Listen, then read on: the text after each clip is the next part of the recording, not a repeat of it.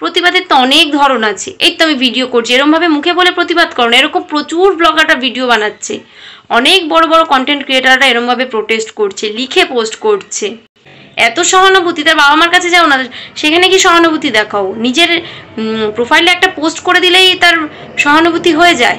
আমি সত্যি, আমি তো অনেক বড় মনে ভুল করে ফেলছি, খুব খারাপ লাগে।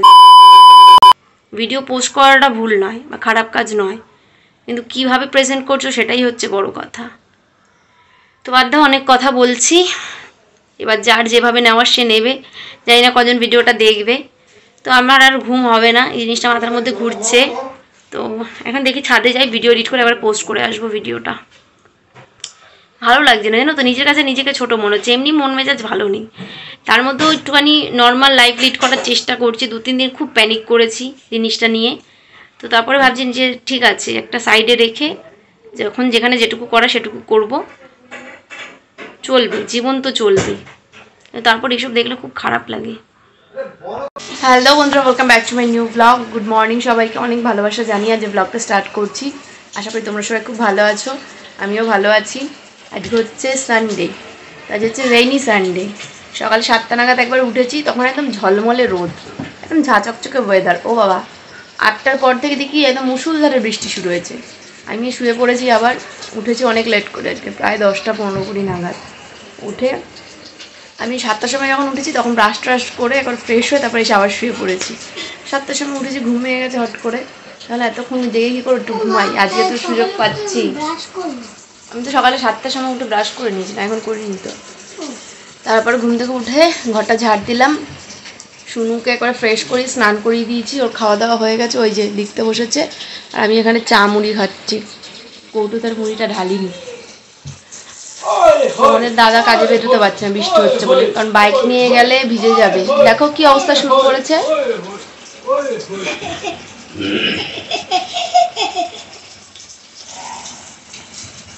আমি দেখি কি বাইক নিয়ে যাবে, ভিজে যাবে পুরো। রেনকোট পরে যাচ্ছে, রেনকোট পরলে তো প্যান্ট তো ভিজে যাবে। প্যান্ট গিয়ে খুলে দেবো, বিচ্ছিরি গন্ধ হয়ে যাবে। কালকে প্যান্টটা কেচেছি। কালকে কেচেছো? ওই প্যান্টটা, নীল প্যান্টটা কেচেছি, এটা না। জোরে বৃষ্টি নামছে আরো, ওটা থামছেই না, একটু স্লো হচ্ছে আবার জোর হচ্ছে। স্লো হচ্ছে তো পুরোপুরি থামছে না, কন্টিনিউয়াসলি হয়ে যাচ্ছে।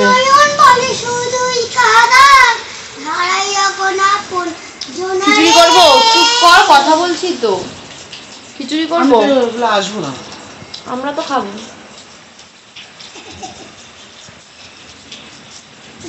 রাত্রেও খিচুড়ি খাবা? কেন? তোমাদের একটু রেখে দেবো খিচুড়ি, গরম গরম। গরম না মানে ঠান্ডা খিচুড়ি। হ্যাঁ খুশি, তাহলে খিচুড়ি করি। এত বৃষ্টি হচ্ছে, খিচুড়ি না বাবা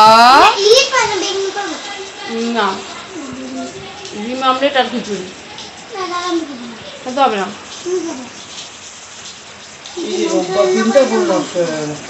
কাজ হবে না, চিন্তা নেই।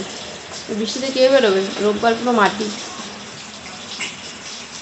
দেখি যাটা খাই, একটু দোকানে যাবো, গোবিন্দভোগ চাল নিয়ে আসি। কুমড়ো নেই ঘরে, কুমড়ো না হলে খিচুড়ি ভালো লাগে না। বাজার থেকে এই বৃষ্টির মধ্যে ভিজে আমি বাজার যাবো, 12টা বাজে, 11:30 বেজে যায়। তাহলে এই যে 12টা পুরো বাজেনি, 11:35 হয়েছে।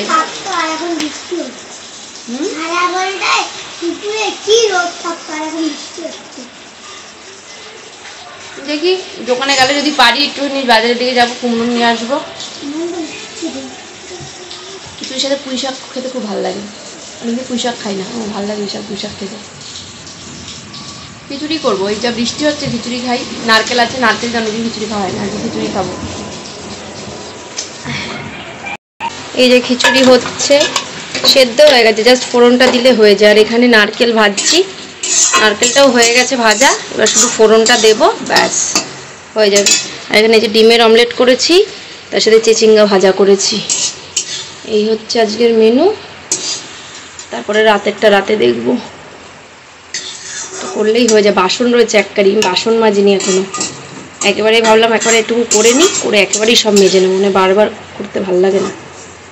যা বেরোবে বাসন একসাথে মেজে নেবো।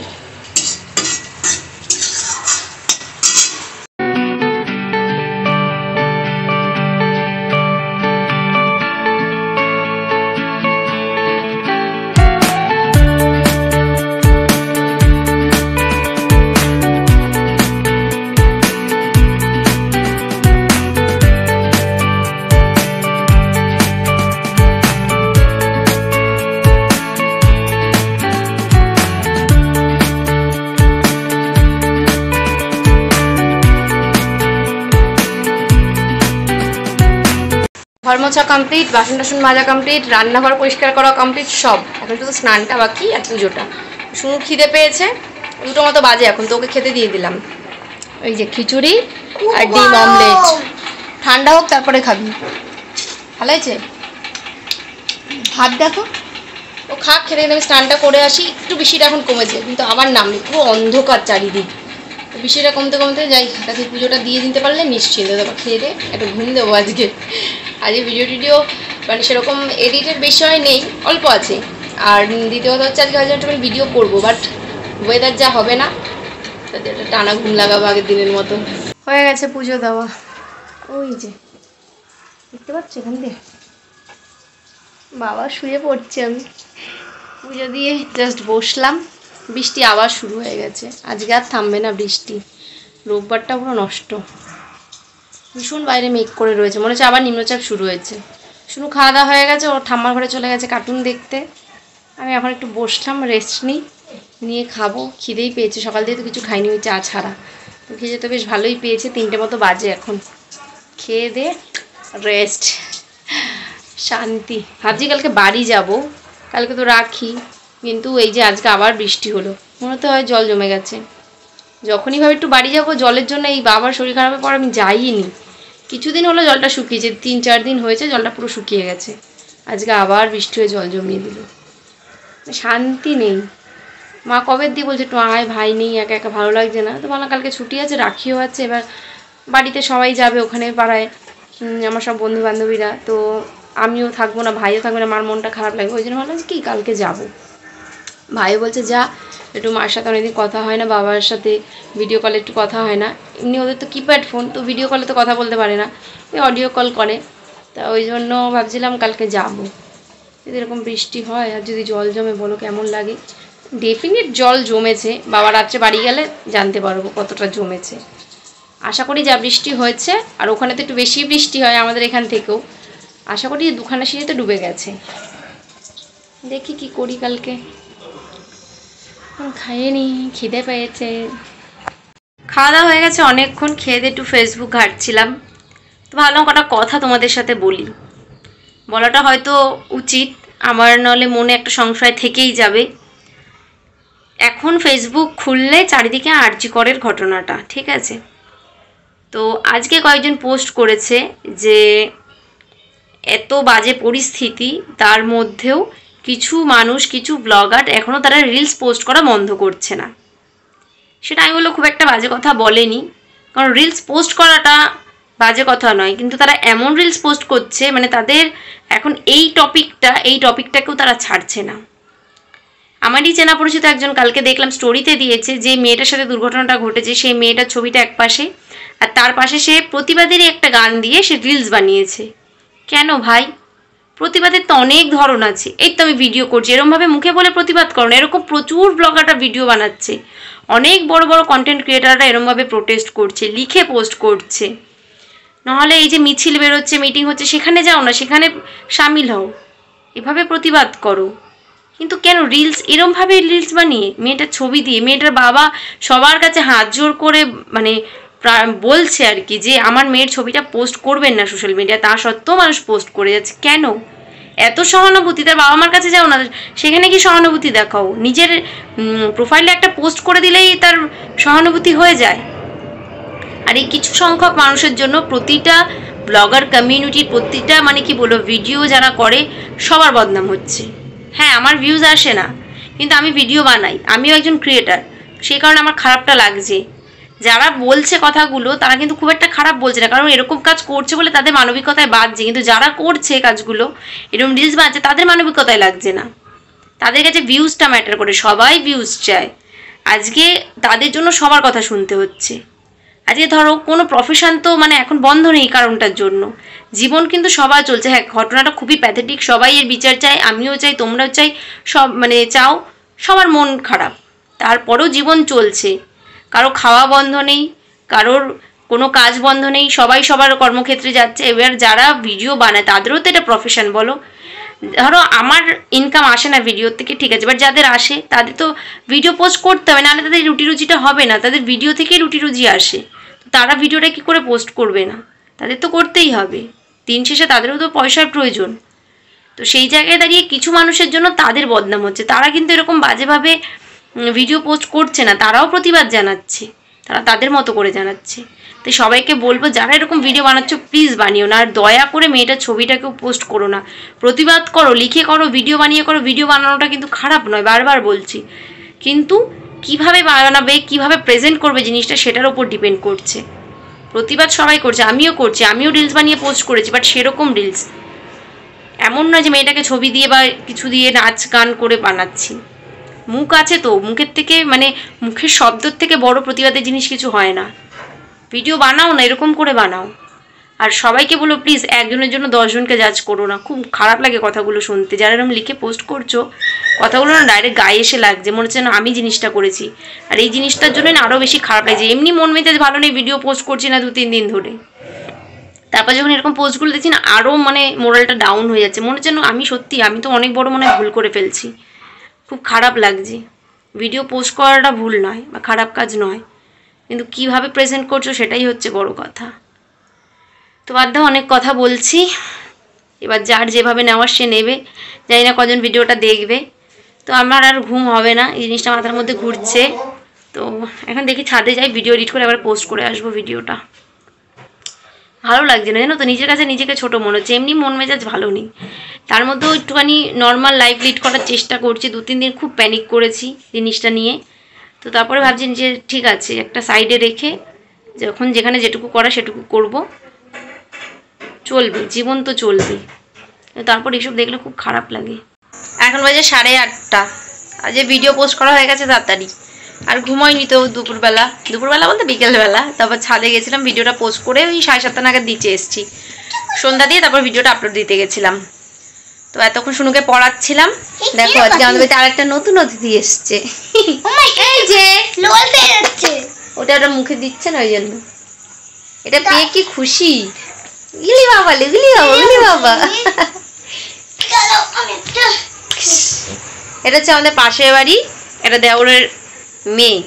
তোর ঠাম্মা নিয়ে এসছে, শুনু আবার কোলে করে নিয়ে এসছে। বাবা তোকে হাত দিস না। দাদা দিচ্ছে হাত, দেখো চোখে হলো বাবা কি খুশি। শুশুরে দিস না।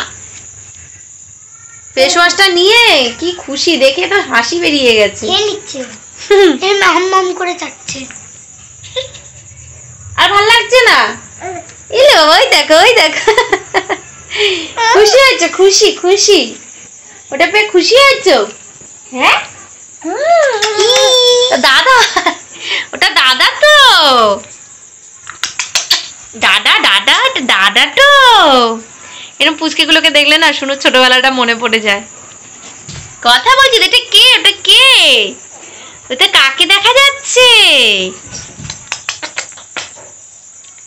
শুনু এটা একটা যা পাকা ছিল না, ওর ওই হবে 9-10 মাস বয়স, ভীষণ পাকা ছিল, ভীষণ। শুনু 1 বছরের কথা বলা, পুরো স্পষ্ট কথা বলা শিখে গেছিল, ভীষণ পাকা।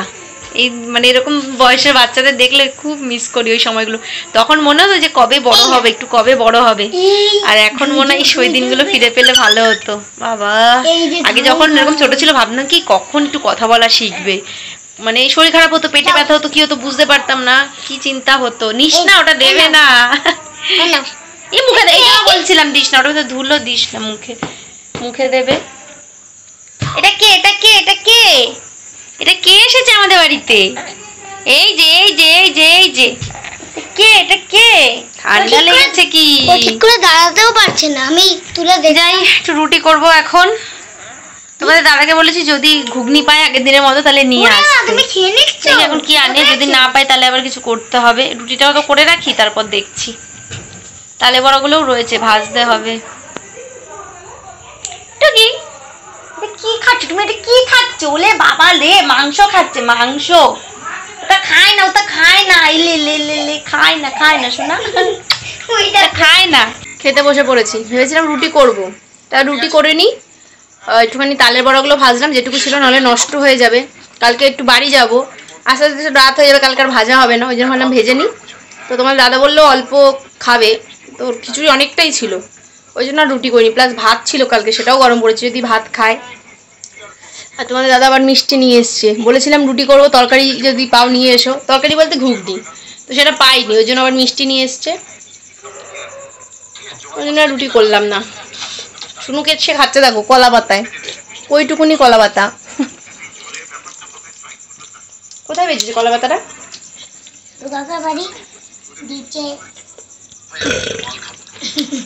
মাছটা না দিতে ভুলে গেছে।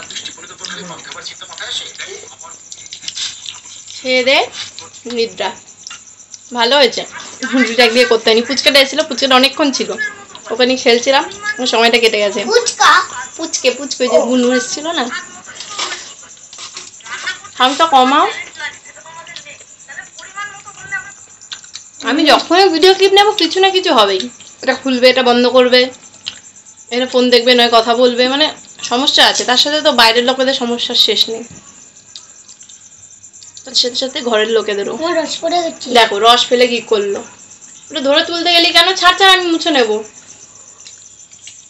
খিচুড়িটা ভালোই হয়েছে, আজকে নুনটা একটু কম হয়েছে, আমার নুন কম লাগে। তোমার নুন কম লাগছে? একদমই হয়নি? আমি দুপুরে নুন দিয়ে খেয়েছিলাম, এখন দিলে ভালো হতো। দূর আবার কে নুন আনতে যাবে, ওই জন্য এমনি খেয়ে নিচ্ছি। হ্যাঁ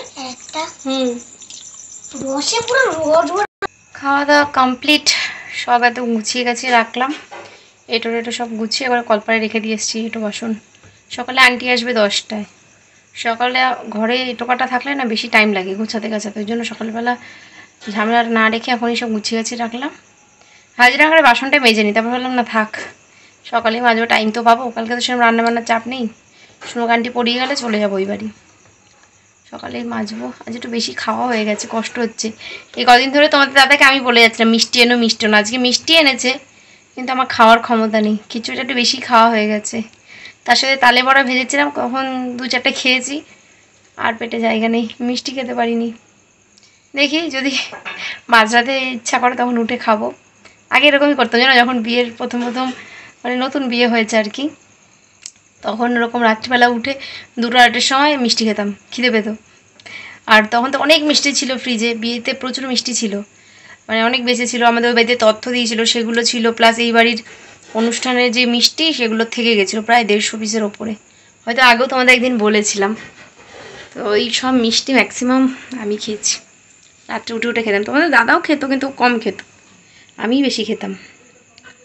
ভীষণ মিষ্টি খেতে ভালোবাসি, আমি জানি না কেন আমার মা তাই আমাকে বলছে যে এখন এত মিষ্টি খেতে ভালোবাসিস তো একটা টাইমে দেখি মিষ্টি কথা শুনলেও কেমন গা গোলাবে, বলছে আমিও আগে এরকম মিষ্টি ভালোবাসতাম, কিন্তু আমার মা এখন মিষ্টি পছন্দই করে না। আমারও সেরকম, আমার তো মানে মিষ্টির কথা ভাবলেই মানে উফ, রোজ দিলে রোজ খাবো। কড়া মিষ্টিগুলো পছন্দ না, ওই ইলিশ মাছের পেটি, গুজিয়া, ওই সব ভালো লাগে না। ওই ধরো গোলাপ জামুন, রসগোল্লা, তারপরে হচ্ছে সন্দেশগুলো, নড়েল গুড়ের সন্দেশ, ওফ কালাকাঁদ, ভাবলেই না জিভে জল চলে আসে, রসমালাই, আহা হা হা হা, অমৃত অমৃত। বড় বড় দামি দামি 5 স্টার রেস্টুরেন্টের ওই ডেজার্টের কাছে, মানে ডেজার্ট হার মেনে যাবে এই রসগোল্লা, গরম গরম রসগোল্লার কাছে, রসমালাইয়ের কাছে, অমৃত। তো শুয়ে পড়ি, গুড নাইট সবাইকে, দেখাবে নতুন একটা ব্লগের সাথে, ততক্ষণ সবাই সুস্থ থেকো, ভালো থেকো, টাটা।